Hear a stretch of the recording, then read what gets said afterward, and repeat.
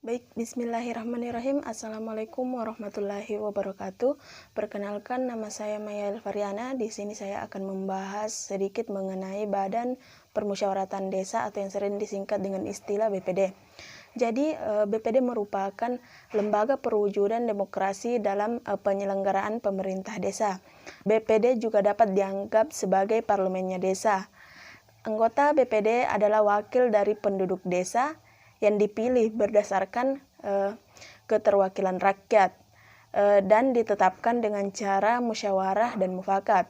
Anggota BPD terdiri dari ketua rukun warga, pemangku adat, golongan profesi, pemuka agama, tokoh atau pemuka masyarakat lainnya. Jadi BPD juga menampung dan menyalurkan aspirasi dari masyarakat atau warga desa pada kepala desa yang kemudian dijadikan pedoman oleh kepala desa beserta jajarannya dan melaksanakan program pembangunan desa agar mampu mewujudkan tata kelola pembangunan yang baik di suatu daerah atau desa. Serta BPD juga mengawasi proses pembangunan dan kinerja kepala desa dalam seluruh aspek. Kemudian adapun wewenang BPD antara lain, yang pertama yaitu membahas rancangan peraturan desa bersama kepala desa, kemudian melaksanakan pengawasan terhadap pelaksanaan peraturan desa dan peraturan kepala desa.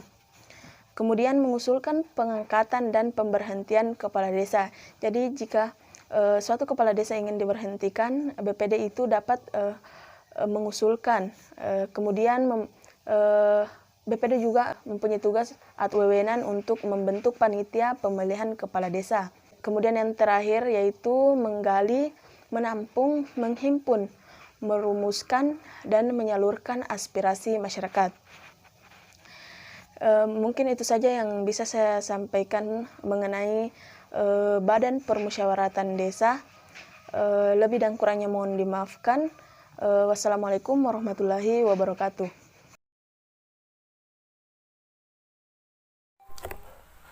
Baik, bismillahirrahmanirrahim. Assalamualaikum warahmatullahi wabarakatuh.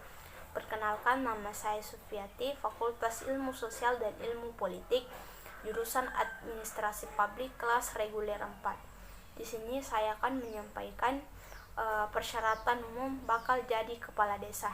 Yang pertama, warga negara Republik Indonesia. Yang kedua, bertakwa kepada Tuhan Yang Maha Esa. Yang ketiga, memegang teguh dan mengamalkan Pancasila, melaksanakan Undang-Undang Dasar 1945, serta mempertahankan dan memelihara keutuhan Negara Kesatuan Republik Indonesia dan Bhinneka Tunggal Ika. Keempat, berpendidikan paling rendah, tamat sekolah menengah pertama atau sederajat. Kelima, berusia paling rendah 25 tahun pada saat mendaftar.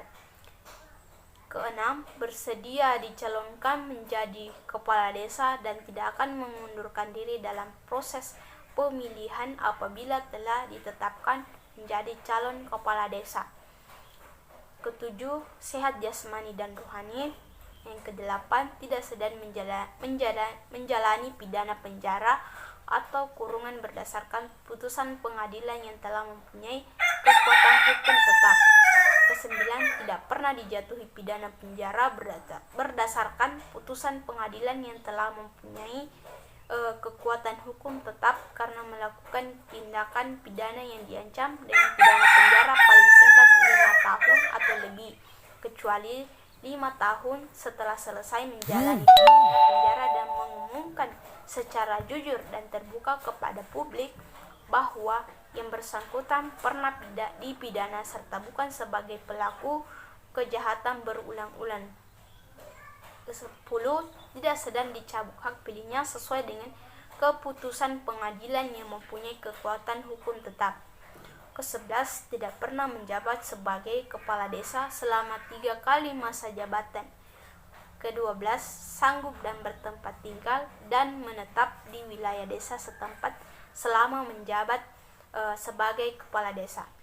Baik, itulah tadi penyampaian dari saya mengenai persyaratan bakal jadi kepala desa.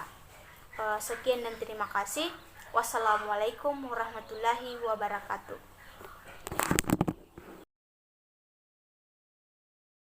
Bismillahirrahmanirrahim. Assalamualaikum warahmatullahi wabarakatuh. Perkenalkan, nama saya Tri Rahayu Ramadhani. Saya akan menjelaskan tentang permasalahan dana alokasi desa. Langsung saja, permasalahan kemiskinan tidak hanya terjadi di kota-kota besar saja. Daerah pedesaan pun mengalami permasalahan tersebut. Salah satu upaya untuk mengatasi kemiskinan tersebut yaitu melalui dana alokasi desa. Alokasi dana desa tersendiri adalah bagian keuangan desa yang diperoleh dari hasil bagi pajak daerah dan bagian dari dana perimbangan keuangan pusat dan daerah yang diterima oleh kabupaten kota untuk desa yang dibagikan secara proporsional. Desa memiliki peran penting dalam pengembangan wilayah kota sebagai pusat pertumbuhan, yakni dengan memberikan atau menyalurkan bahan baku ke kota dan juga sumber daya manusia perkotaan. Oleh karena itu, perlunya adanya pensejahteraan masyarakat desa untuk keberlanjutan kegiatan-kegiatan yang menunjang wilayah tersebut. Terdapat banyak desa yang memiliki potensi-potensi yang tidak dikembangkan secara langsung tetapi tidak dapat diolah karena tidak memiliki cukup dana untuk mengolahnya. Dengan adanya dana desa ini, dana desa tersebut dapat membiayai pembangunan dan pemberdayaan masyarakat dengan tujuan meningkatkan kesejahteraan masyarakat desa, kualitas hidup manusia, serta penanggulangan kemiskinan yang dituangkan dalam rencana kerja pemerintah desa. Namun dalam pengelolaan dana desa terdapat beberapa masalah yang sering muncul di kebanyakan desa. Masalah pertama yakni regulasi. Masalah ini muncul karena belum lengkapnya regulasi dan petunjuk pelaksanaan yang diperlukan dalam pengelolaan keuangan desa sehingga laporan pertanggungjawaban desa tidak aktif.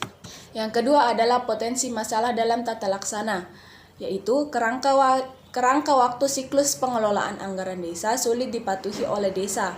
Tidak adanya acuan dalam penyusunan APBN desa menyebabkan tidak tergambarnya kebutuhan suatu desa. Ketiga adalah pengawasan masih adanya pemerintah daerah yang tidak memiliki rencana dan pemetaan masalah dalam pembuatan kegiatan pengawasan.